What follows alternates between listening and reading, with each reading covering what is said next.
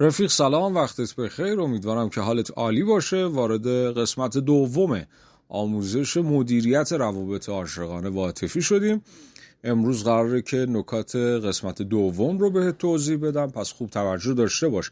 حتما یادداشت برداری کن و حتما توجه داشته باش، چون یه قسمتایی از امروز پیش نیازش قسمت اول هستش. اگه قسمت اول رو ندیدی حتما برو قسمت اول رو کامل مشاهده کن، بعد بیا قسمت دوم رو نکاتش رو بنویس و ازش استفاده کن. قسمت امروز بچه‌ها، قسمت دوم، نکته اصلیش در رابطه با شناخت هستش. یعنی زیربنای اصلیه داشتن یک رابطه عاشقانه درست و صحیح، رابطه عاطفی درست و صحیح، شناخت کافیه. به خاطر همین هستش که ما تو اکثر موارد وقتی که مثلا توی دوران دانش آموزی دختر یا پسری وارد روابط عاطفی شده، یا مثلا حتی دوران دانشجویی و حتی افرادی که میخوان اقدام به ازدواج کنن، این موضوع رو ما مطرح میکنیم. بچه یه چیز عجیب و غریبی رو ما بارها تکرار کردیم، بازم اینجا این آمار رو میگم که از هر 5 تا ازدواج حداقل 2 تاش توی شهرستان ها و توی تهران 3 تا، حتی جاهایی مثل تهران 4 تاش طلاقه و این یعنی فاجعه. یعنی مشخصه که اصلا بهش پرداخته نشده، نه افراد به صورت شخصی بهش میپردازن، نه سیستم آموزشی تو مدرسه و دانشگاه بهش میپردازه، که نتیجه شده این دیگه. این خروجی این تابعه، توجه میکنی؟ خروجیش وقتی که لنگ میزنه مشخصه که به اندازه کافی بهش پرداخته نشده، که نتیجه شده این چیزای چرت و پرت و فاجعه. و عمق فاجعه بچه‌ها خیلی زیاده که اگه ما بریم جلوتر چیزای عجیب و غریب تری رو بهتون میگم که واقعا تشتکا میپره. در کل اگر بخوام امروز شاکلید اصلی رو بخوام به توضیح بدم، شناخت کافی، که حالا میخوام بهت بگم که چجوری این کار رو انجام باید بدی که تو آینده مشکلاتت کمتر بشه، مشکلاتت به مینیمم مقدار خودش برسه، بتونی انشالله زندگی لذت بخشی داشته باشی و بتونی با امید خدا آرامش کافی رو توی زندگی خودت رقم بزنی. بچه اولین مرحله شناخته و دلیل اصلی به فنا رفتن رابطه ها و حتی ازدواج ها که منجر به طلاق میشه، باز دوباره برعکس این، یعنی عدم شناخته. یعنی به اندازه کافی دختر و پسر تو اون بدو رابطه و اول کار از همدیگه شناخت نداشتن. توجه میکنی؟ و راحت بهت بگم 99% رابطه ها و حتی ازدواج ها چیزی به اسم شناخت اصولی و درست درمون اصلا انجام نمیشه. دقت میکنی؟ که انجام نمیشه که نتایج این میشه که ما داریم میبینیم. دقت میکنی؟ ما مثلا منابع موثق در رابطه با طلاق ها میتونیم داشته باشیم، چون طلاق ثبت میشه. آیا منبع موثقی؟ من میدونم که اوضاع و آمارها توی روابط به قولی همینطوری که به قولی افراد وارد رابطه میشن، رل و فلان و بیسار اینجور داستانا، خیلی اوضاع داغونتر از این حرفاست. توجه میکنی؟ چون اینا خب بالاخره به صورت رسمی که ثبت نمیشه. مثلا یه نفر آقا اینا کات کردن، آیا این جایی ثبت میشه؟ نه، آمارش هم وجود نداره. اما با توجه به چیزهایی که بین افراد، بین دانش آموزام، بین شاگردان، بین دانشجوام دارم میبینم، اوضاع خیلی فجیع‌تر از این حرفاست. توجه میکنی که یک دانش آموز ما طی 1 سال تحصیلی میبینیم 3 بار وارد رابطه میشه، هر 3 ماه یه بار کات میکنه، فلان میشه. توجه میکنی چی میگم؟ یعنی چیزای عجیب و غریبی که واقعا خیلیش اصلا قابل پخش نیستش و قابل بیان نیست، تو شأن جلسه من نیستش که بخوام بهش بپردازم. اما همه اینها از عدم شناخت میاد. آقا چطوری باید یک رابطه درست داشته باشیم؟ یک رابطه عاطفی، یعنی یک شروع رابطه عاطفی درست و اصولی و استاندارد داشته باشیم که تو آینده دهنمون سرویس نشه. توجه کردی؟ ببین اینا به خاطر این نیستش که گیر بهت داده بشه. آقا به خودت ربط داره درست یا غلط بودن این قضیه. خب منم استاد اخلاق نیستم که بخوام بهت بگم آقا این درسته این غلطه. تو خودت میفهمی، خودت میخوای برای زندگی خودت تصمیم بگیری. حالا حرف من برای چیه؟ حرف من برای اینه که اونایی که میخوام برن اینطوری برن جلو یا تو آینده میخوام وارد رابطه بشن، حداقل آقا درست درمون وارد قضیه بشی. و اگر دیدی که اینطوری نیست، اصلا و ابدا نباید وارد بشی، که اگر وارد بشی وارد شدنت همانا، به فنا رفتنت همانا، به فنا دادنت هم همانا. حرفمو فهمیدی؟ ما اینا رو بررسی کردیم، تحقیق کردیم، به این نتیجه رسیدیم. حالا این تجربیاتی که وجود داره رو افراد مختلف اینا رو ما آزمایش کردیم، دارم بهت میگم، توجه کن. پس حتما آقا اول کار اصلا تو هر بخشی از زندگی، از هر قسمتی از زندگی، اینه که آقا هر چیزی رو که میخوای انتخاب کنی باید به اندازه کافی ازش شناخت و آگاهی داشته باشی. و جای تعجب داره ها. مثال دارم بهت میگم، مثلا آقا طرف میخواد یه گوشی بخره، برای خریدن گوشی میره کار میکنه، شروع میکنه از تو دیجیکالا اینو سرچش میکنه، نظرات و کامنت ها رو از تو دیجیکالا میخونه، بعد میره جای دیگه مثلا سایت های دیگه، وبسایت های دیگه هم سرچ میکنه، نظرات رو میخونه از 4 نفر، از 4 تا پیجی که مثال دارم میگم تو حوزه مثلا آیتی و گوشی و نمیدونم تکنولوژی اینجور چیزا دارن کار میکنن، میره میپرسه. بعد همه این کارها میره حالا ترشی گوشی مثلا 10 تومانی، 20 تومانی، 100 تومانی، 200 تومانی، هر چند تومانی میخره برای خودش. اوکی.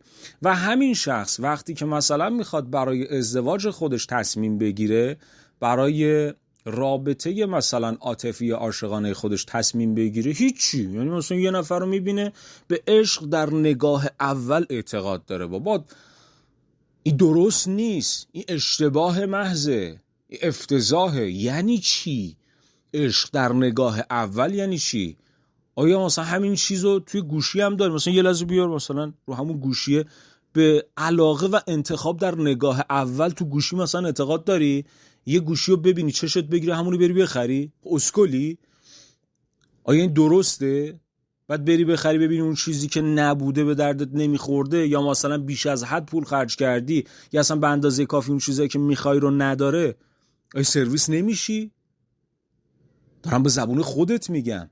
و دقیقاً همین کار رو و چه بسا صدها برابر این کار رو توی بحث ازدواج و روابط عاطفی و عاشقانه باید افراد انجام بدن.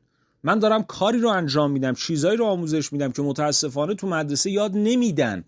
تو مدرسه ته تهش، تو مدرسه و دانشگاه بیان بگن این جیزه، این اخه، خب نه سراغ این نرو، سراغ این برو فلان کن بیسار کن. اونم بچه‌ها هیچ کدومشو گوش نمیدن. چیزی که ما داریم میبینیم دیگه.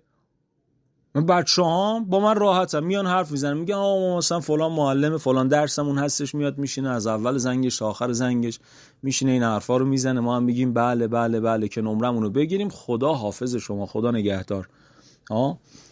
تموم شد. میگم حرفا رو گوش میدین دیگه، شما شاغولا به درد نخورا. شوخی دارم باشون، راحتم با من. اسکل مثلا گوش میدی یا نمیدی؟ بابا استاد دلت خوشه بابا، ولکام بابا. اینه بچه ها رو ما تو مدرسه داریم میبینیم دیگه. مثل دوران قدیم نیستش که بچه های امروزی ده 80 ها ده 90 ها مثلا دایناسوری هم برای خودشون چی بود، گودزیلا چی هم داستانشون. حالا اینا عزیزای منن، خب به قولی ما بهترین دانش آموزامون، من اعتقاد دارم که دانش آموزای امروزی به نسبت دانش آموزای قبلی ویژگی مثبتشون اینه که اتفاقاً خیلی کنجکاون و اکتیون و فعالترن. توجه میکنی یه جهت مثبت، البته به جای منفی خودشون هم داریم. ما با کسی شوخی نداریم، ما بالاخره یه چیزی که اشتباه باشه اشتباهه. دقت میکنی چی میگم؟ پس این بحثی که دارم میگم رو ما کاریو داریم انجام میدیم که متاسفانه آموزش و پرورش انجام نمیده. میگه ما که گفتیم نرید، انجام ندید، پس بقیه‌اش هم لازم نیست. حالا یه نفر دیدیم که رفت و انجام داد. اصلا بحث روابط به قولی غیر تو حوزه فرهنگ خودمون باشه، خارج از حوزه فرهنگ خودمون باشه رو بگیم آقا اونا به کنار. آقا مگه ما کم داریم؟ دانش آموزانی رو من دیدم به خدا تو هر سال که ما داریم کار میکنیم، تو کلی از مدارس به قولی دخترونه باشه پسرونه باشه، حتی خب مخصوصا تو مدارس دخترونه ما داریم میبینیم آقا دانش آموزه ولی ازدواج کرده. بابا ازدواج کرده، ازدواج که دیگه رسمیه، ازدواج که دیگه به قولی قانونی و تحت همه حوزه های فرهنگیه. این چی پس؟ آیا به این کودک به نظر من آیا چیزی اصلا آموزش دادی؟ حالا یکی رفت آقا شرایط خانوادگیش اینطوریه، خودش هم ندونسته بود و رفته ازدواج کرده، آیا اصلا آموزشش دادی؟ آمادش کردی برای این قضیه؟ ببین من چیزی رو نمیگم خوبه یا بده ها، اینا همش یعنی گردن خودت باید بری تحقیق کنی ببینی آقا این کار درسته یا غلطه، رابطه درسته یا غلطه، فهمیدی درسته انجامش میدی، فهمیدی غلطه انجامش نمیدی. من نظر نمیدم تو این حوزه، تخصص من این قضیه نیستش. توجه میکنی چی میگم؟ یا مثلا ازدواج تو سن کم باشه یا تو سن معمولی باشه، سن بالا باشه، اون به خودت ربط داره و گردن توه و تو باید متناسب با شرایطت، وضعیت خانوادگیت باید بری بگردی، تحقیق کنی، سرچ کنی، بفهمی آقا کدومش درسته کدومش غلطه، آیا خوب انجامش بدم یا نه انجامش ندم، کدوم از ایناست. اینا گردن توه. توجه کردی؟ من فرض و بنا رو روی این قضیه میذارم که آقا یه نفر اومده و وارد این قضیه شده، خب بعد از اینکه خودش تحقیق کرده، حالا اگر میخواد اقدام کنه چه مسیر و چه پروسه‌ای رو باید انجام بده، یا نه یه نفر وارد نشده اما برنامه داره، مثلا الان کنکوریه، خب برنامه داره 4 سال درسش رو بخونه، بعد اینکه لیسانسش رو گرفت وارد مثلا این قضیه بشه، زندگی تشکیل بده، تشکیل خانواده بده و الی آخر. چیزیه که بالاخره طبق اصول به قول نیازهای همه انسان‌ها بالاخره یه روز باید انجام بشه. توجه می‌کنی چی میگم؟ اون موقعی که میخواد انجامش بده آیا به اندازه کافی آگاهی داره یا نه؟ من مثلا چند مدت پیش بود توی دانشگاه یه گروه از بچه‌ها، یه سری از پسرا رو دیدیم، آقا بچه ترم اولی بودن، بهشون میگن ترمولکی. چوستر هم بهشون میگن، البته اینم ناگفته نماند، آره همون ترمولکی ما بقولیم براشون در نظر بگیم، بچه ترم یک دانشگاه ها. خیلی باحال اینا، چون از مدرسه تازه اومدن وارد دانشگاه شدن، حالا بچه‌ای که دانشجو هستن بهتر میفهمن حرف منو. ببین هر جا دیدی چند نفر جمعن کلونی تشکیل دادن، مثلا 4 نفر 5 نفر از دانشجو، چه دختر چه پسر، یه جا جمع تو دانشگاه، اون ترم اولیه. خب ترم 1 نهایتا ترم 2 به احتمال 99% ترم 1.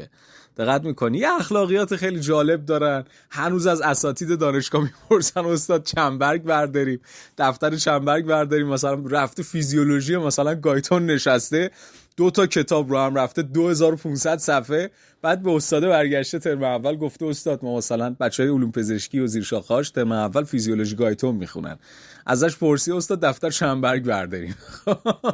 اینا چیزاییه که هستش. حالا آقا چند مدتی پیش از این بچهای ترم 1 ترمولکی من دیدم، عرض به حضورت که گفتن آقا خب شما بالاخره کاریو به قولی انجام دادی، تجربیات داری فلان اینا، یه راهنماییمون کن. گفتم باشه آقا بیاین بشین دفتر نشستیم و اینا، یه 7-8 نفر از بچه‌ها بودن. بعد بهشون گفتم آقا جون ببین چیزی که تو مدرسه انجام ندادی و حداقل دیگه اینجا ترم اول باید انجام بدی. گفتن چیکار کنیم؟ گفتم ببین ویژگی هایی که دنبالش میگردی، ببین اصلا من میدونم شاید نصف بیشتر شما اصلا دنبال بحث نمیدونم ازدواج و فلان و بیسار و این بحثا نباشین، خب اما کلیشه خودت رو باید بسازی. نکته اول بنویس از همین الان ویژگی های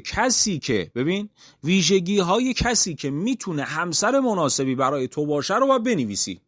آقا مثلا ظاهرش باید اینطوری باشه، پوششش لباسش اینطوری باید باشه، اخلاقش اینطوری باید باشه، مثلا با خانواده‌ام اینطوری باید حرف بزنه، مثلا سر کار بره یا نره، شغلش اینطوری باشه، درآمد داشته باشه یا نداشته باشه، این به قولی کارها رو باید انجام بده، فلان فلان فلان بیسار.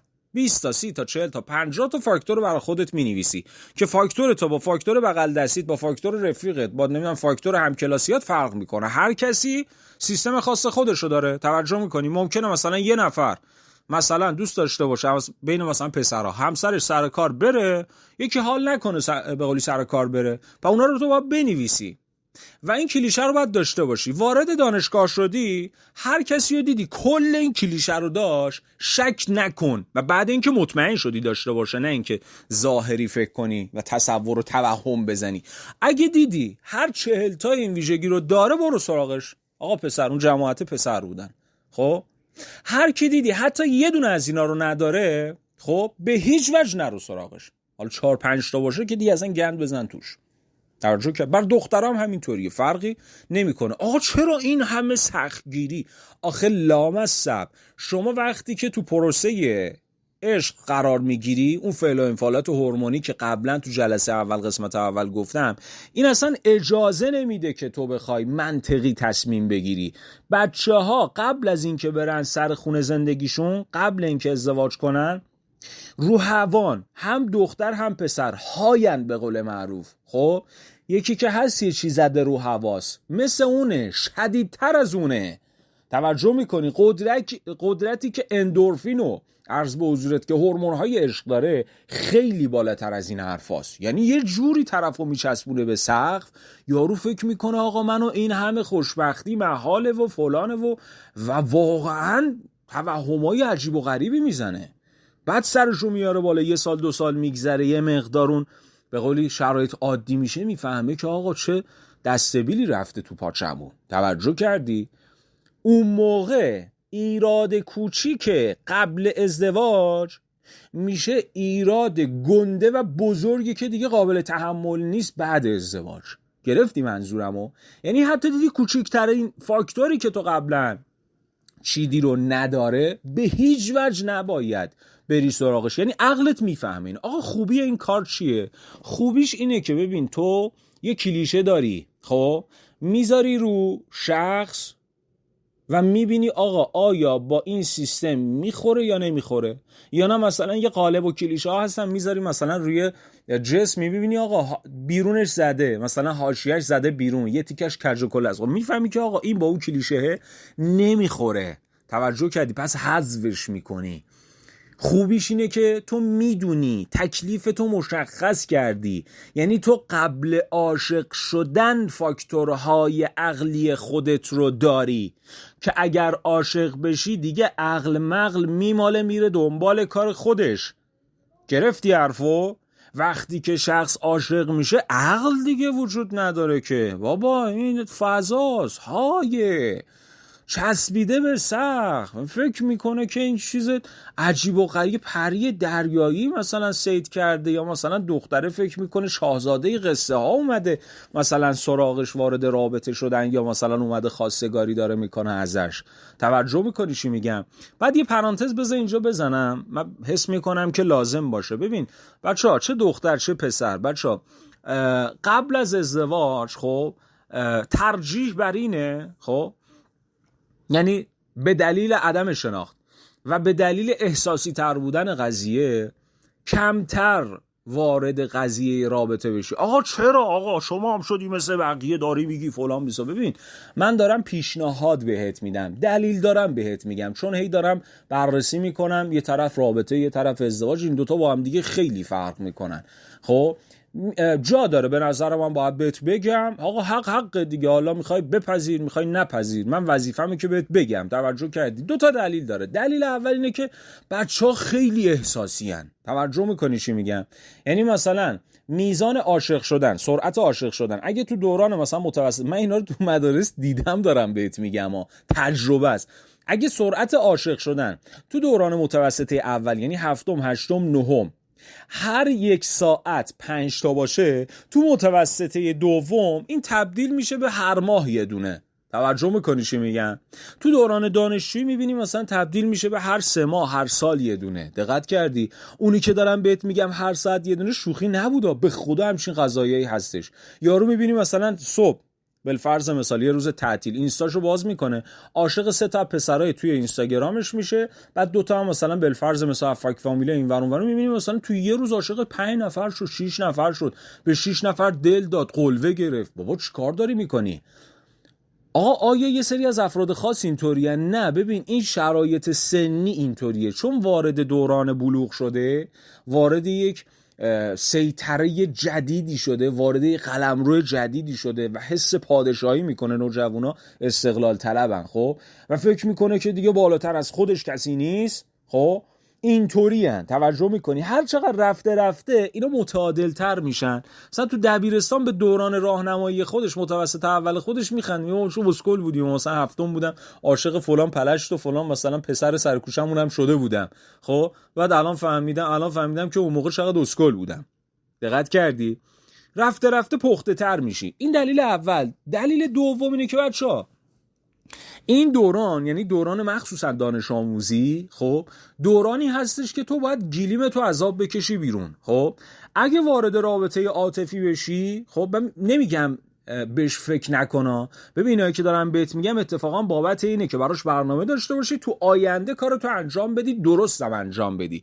اما تو دوران دانش آموزی هر کسی رو ما داریم میبینیم، تحقیق میکنیم و کسایی که شاگردان بودن، آقا کم هم نیستن، راحت بهت بگم من هر سال اولوش 1000 نفر دانش آموز تو مؤسسات، مدرسه، مجازیام رو هم رفته، اولوش 1000 نفر میشن. 12 سالی که تا الان کار کرد 12000 نفر. شما این جمعیت رو در نظر بگی، من تا الان دانش آموز داشتم. خب و راحت بهت بگم 90% این افراد داستان این چنینی رو داشتن.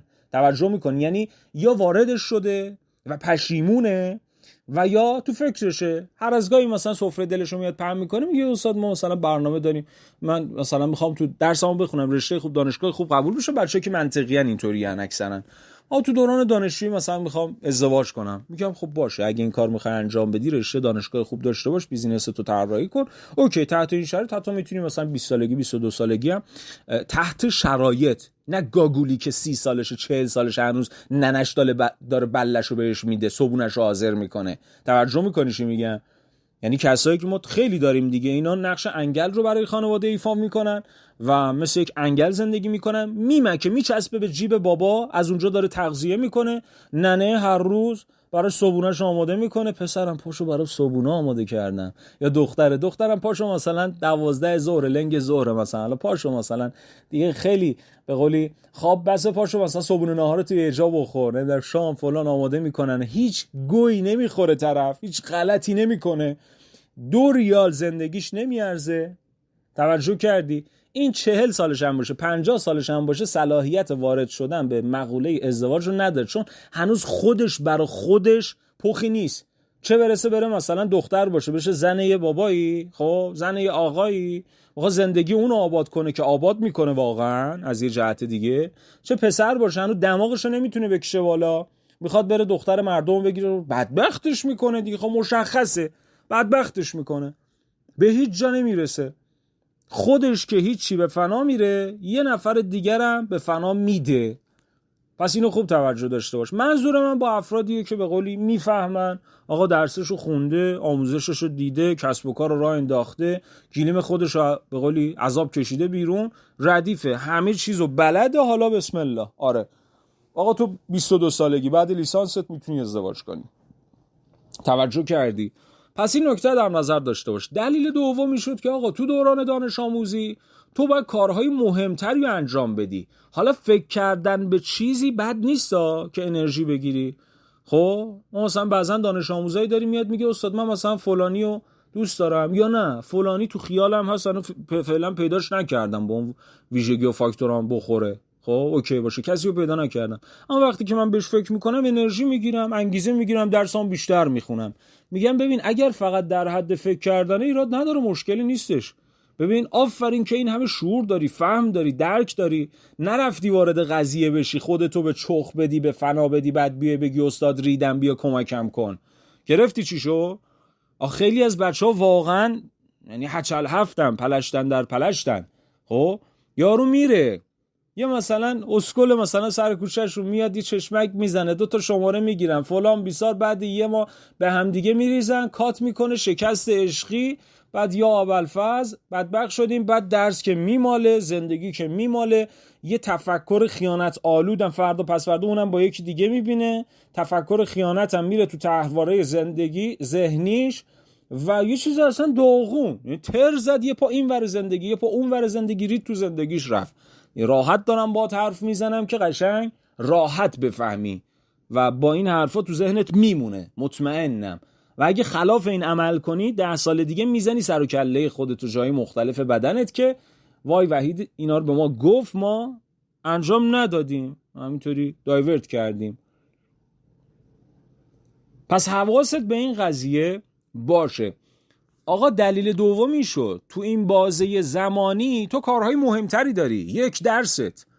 توجه میکنی؟ آقا درس رو باید بچسبونی، به جای خوب برسونی، یه رشته خوب، یه دانشگاه خوب. 2 کسب و کار، بیزینس. آقا چه دختر باشی چه پسر باشی، کسب و کار تو باید داشته باشی. ما میگیم آقا یک اپسیلون درصد، بچه‌ای که فیزیک خوندن اینه یه عدد خیلی کوچیک هست به اسم اپسیلون که از 1% هم کمتره. ما میگیم آقا یک اپسیلونوم درصد، 1 میلیونیوم، 1 میلیاردیوم درصد تو بخوای بری ازدواج کنی حتی با شناخت و فلان اینا، آقا هندونه دربسته است دیگه، توش سفید در بیاد، داغون باشه، اونی که انتظار داشتی نباشه، دختر باش یا پسر باش. اگه بیزینس و کسب و کار نداشته باشی آیا به فنا رفتی یا نرفتی؟ یه سری هم مغزا منحرفه، من میدونم هندونم مثال زدم، اینا یه چیز دیگه دارن فکر میکنن، خدا لعنتتون کنه که ذهنتون این همه منفیه. منظور من آره کال در اومدنه، داغونه، حواست به منه. و حرف اینه آقا یک اپسیلونوم درصد، 1 میلیونیوم که آقا همچین داستانی پیش بیاد، اون موقع میخوای چه خاکی تو سرت بریزی؟ دختر خوب، پسر بعد یه ول کرد رفت. اگه تو کسب و کار نداشته باشی که به فنا رفته ای توی شرایط اقتصادیه الان، یا پسرش باشه آقا ول کرد، مهریه رو چسبون، چون میخوای چه غلطی بکنی و نمیتونی حالا به یارو بگی ما مهریه نمیدیم و فلان و اصلا اینطور حرفا. خب 5 تا 10 تا هم بخوای سکه بدی دهنت سرویس میشه. پس به خاطر اینه ما میگیم آقا درس رو داشته باش، بیزینس و کسب و کارت هم داشته باش که ببین طوفان هم تکونت نده، کولاک هم تکونت نده، بمب هم تکونت نده. خب تو عقلانی میری جلو، همه چی اوکی میری جلو، تحقیق میکنی، شناخت فلان بیسار، همون فاکتورایی که قسمت بعدی هم حالا بیشتر میخوایم توضیح بدیم، امروز جلسه هم فقط در رابطه با بحث شناخته، همه رو رعایت میکنی. اما یه جای کار آقا بالاخره علوم انسانی، مباحث روانشناسی، یعنی چیزایی که الان داریم حرف میزنیم و مشاوره، چیز 100% مثلا ریاضی نیست که بگیم آقا 2 تا 4 تا، رو زمین 4 تاست، رو کره مریخ هم 4 تاست، تو فلان کهکشان هم 4 تاست. تو مشاوره میبینیم استثناء پیدا میشه، توجه میکنی؟ یه موقع یارو میاد 99% برات همه اوکی، 1% یکی بامبول در میاد. آقا اون 1% برات پیش بیاد چه خاکی میخوای تو سرت بریزی اگر خودتو قبلا خوب نبسته باشی؟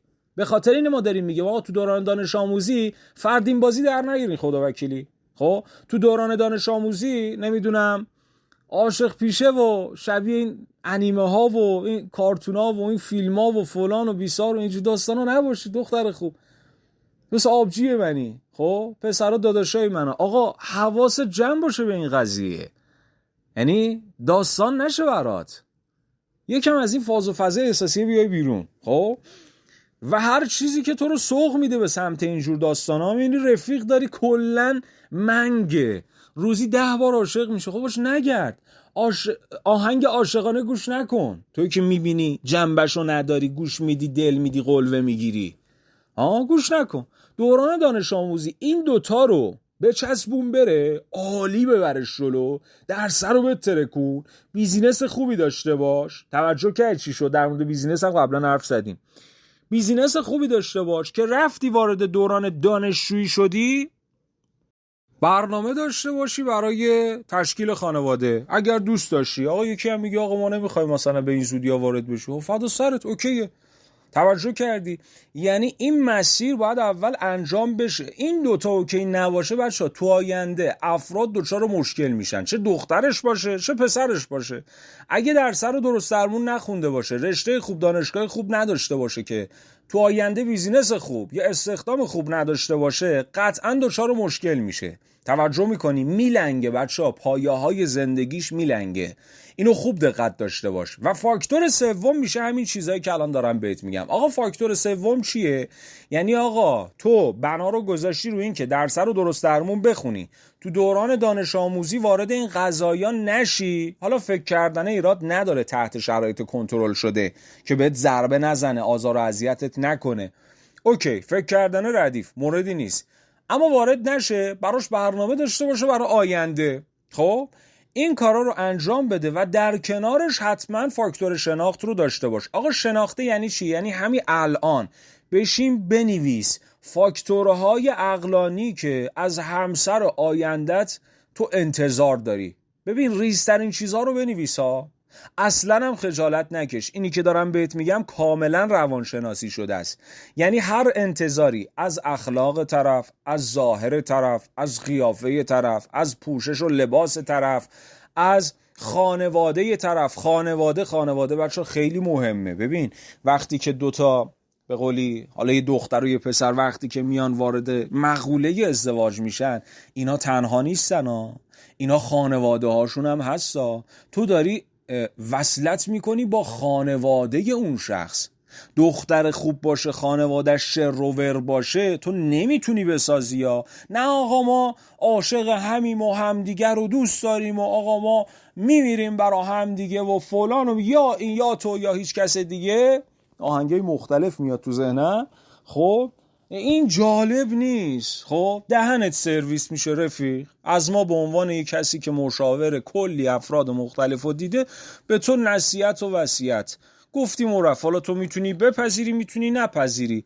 خانواده خیلی مهمه، توجه داشته باش. یعنی هم باید خود شخص اوکی باشه، هم خانواده درست درمونی باشن، سر به راه باشن، شر نباشن، شر و ور نباشن، نمیدونم داغون نباشن. خب یا خانوادهش باید با خانواده تو سنخیت داشته باشه. حالا فاکتورهای مختلف رو انشالله قسمت‌های بعدی میخوایم بیشتر بررسی کنیم و باز کنیم، توضیح بدیم. بهت بگم که مثلا آقا این ویژگی رو حتما در مورد شخصت بررسی کن، ببین این چطوریه، اینو اوکی هست این یا نیست. خب همه این موارد رو باید در نظر داشته باشی که انشالله یه زندگی خوب، درست درمون، با آرامش و لذت بخش داشته باشی. این نکته فوق العاده مهمه برای تو. این قسمت رو حتما نکاتش رو یادداشت برداری کن و عرض به حضورت که قسمت‌های بعدی، جلسات بعدی وارد ویژگی‌ها و فاکتورها میشیم که آقا طرف مقابل چه ویژگی‌ها و فاکتورهایی رو باید داشته باشه که بتونه یک همسر ایدئال برای آینده و زندگی آینده تو باشه. خیلی مخلصیم بچه‌ها، دوستتون دارم، مواظب خودتون باشید و فعلا خدا نگهدارتون.